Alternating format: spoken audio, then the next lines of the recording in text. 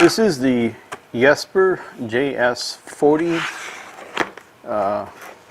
lithium polymer jump starter power bank, and we're going to review it. So here we go. This is what it looks like. I already cut the box open here. Let's take this out and see what she looks like. This is a nice case. This is there's a word for this nylon case, but this is a tough. This feels like a backpack or a tent or something, and it's solid. It's a stiff-walled case. Let's see what this looks like here. All right, got our cables in here. So this little thing here.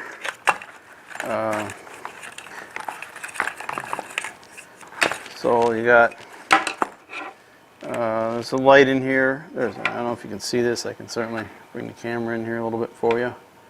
Let's see if we can get this to come in here a little bit more. See that? Okay, so one of these LEDs here is reversed. The other one is, can't really read it, but either way, it's a little bit of circuitry in there. And then this here is a recessed button. Now, if I got a gloved hand on, I don't know if I'm going to be able to hit that. Instructions say you hit this and it's 30 seconds you got. Now, the way this thing works, just to say, is you can get lithium polymer batteries that have, in the early days, they were 5C, 10C, sometimes 20C. You had to pay some serious money for 20C discharge. Now they're talking 50, 60, sometimes if you buy a lithium polymer battery where you can discharge it at 50C, then this becomes actually possible. So if you have that much current coming out of a battery, even this, I mean, this is probably silicone insulation on high density, high strand count, stranded cable here. This looks to me to be probably 12, maybe 10 gauge. Yeah, I'm guessing this is 10 gauge. Not very long. If you had a big old diesel battery, boy, you know, some of those batteries on those trucks are big. A 10 liter diesel engine on a tractor, tractor trailer, semi tractor. I don't know if that'd be big enough. Feel on this thing.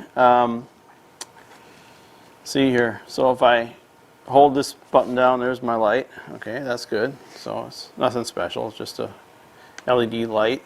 It does the blinking thing. I have no idea why. You know, I suppose it would take a little less power, so you could leave it on longer if it was blinking. It'll do an SOS. So you got the power bank stuff here. You can charge USB stuff. This plastic, I'm afraid that if I dropped it on a concrete floor, it wouldn't bounce. It would crack. When you look at this, you expect this stuff here to be like rubberized or grippy. It's not. It's the same texture plastic as the rest of it. I was thinking maybe there would be some aluminum on this case. Maybe this would be like a rubberized. It's not. That would be nice if it was. Let's see here.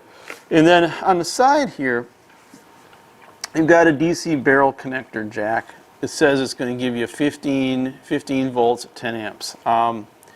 Boy, I don't know. That's 10 amps. I would use a little bit heftier connector for 10 amps. Maybe binding posts or something, you know.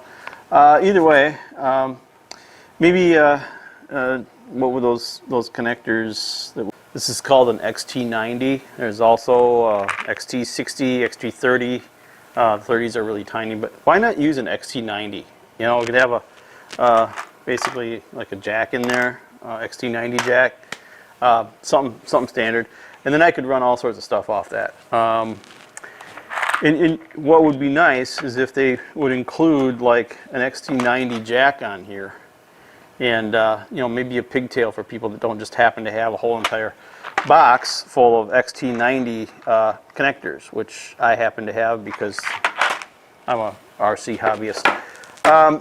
So I like this so far. I'm going to have to test it out, and that's what the next part of this video is going to be. I'm going to take this thing, I'm going to put it outside my garage where it is freezing cold. My guess is they've got a relay in here, something like that. Probably reverse current protection. I put it all inside here. Why not? Why not put it all inside this little doohickey right here and just have it be on? Well, the hinge on this thing, there's no metal pin going through here. There's nothing. That's it. You've got a hole, and you've got a projection from one piece of plastic. These things are just fitted onto each other, and maybe to the point where it stretches. Yeah, I could possibly stretch this thing. Yeah. I seem to get the camera on here. I could see that I'm stretching that just with my finger. I really like the fact that what they've done here is they've taken the cable, and I don't know if the camera can show this really well, but what's in the bottom of this is the cable actually goes to both of the jaws. So there's actually, let's see if the camera will get in here on this.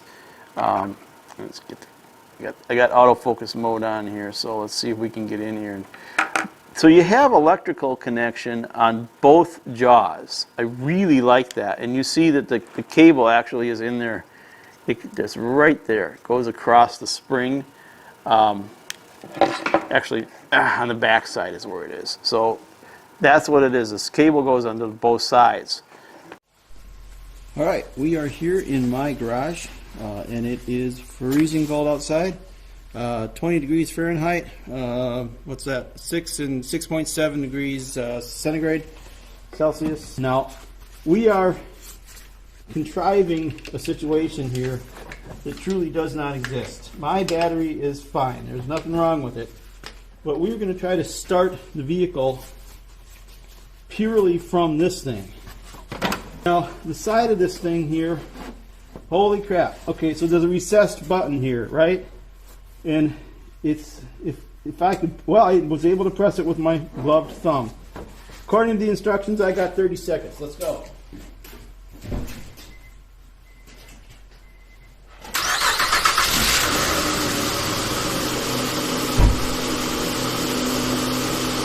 That is what I call a pass. Woo!